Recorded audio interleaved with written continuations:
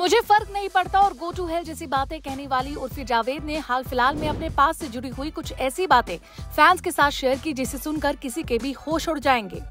उर्फी की बिंदास bold personality से कहीं कोई गलतफहमी मत रखिएगा कि उर्फी जावेद बचपन से ही ऐसी ही थी।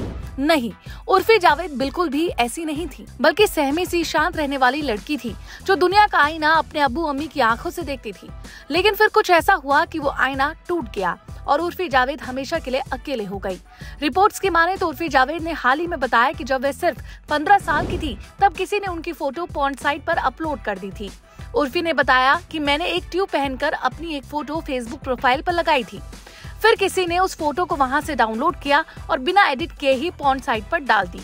कुछ समय बाद मुझे इस बारे में पता चला। उर्फी ने आगे बताया, तब मैं कुछ नहीं कर सकती थी, लेकिन धीरे धीरे ये बात मेरे घर वालों को पता चल गई। तब मेरे पिता ने मुझे इस बारे में पूछा, लेकिन मैं क्या जवाब देती, मुझे समझ नहीं आया क्योंकि इसमें मेरी कोई गलती नहीं थी। उसके बाद मेरे पिता ने मुझे काफी भला बुरा कहना शुरू कर दिया।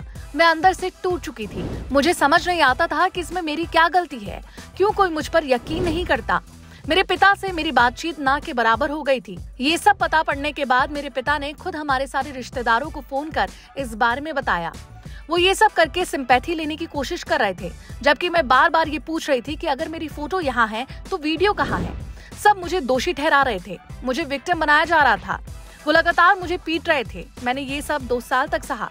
रिश्तेदारों और पिता की बातें बर्दाश्त के बाहर हो गई थी। तब 17 साल की उम्र में मैं घर से भाग गई। हालांकि ये पहला मामला नहीं है, इससे पहले भी उर्फी जावेद ने अपने पिता के बारे में इस तरह के खुलासे किए हैं। उर्फी ने बताया था कि उनके पिता उन्हें गंदी गालियां देते थे और बेहोश हो जाने तक पीटते रहते थे। इस पर आपका क्या कहना है, हमें कमेंट सेक्शन पर लिखकर जरूर बताइएगा।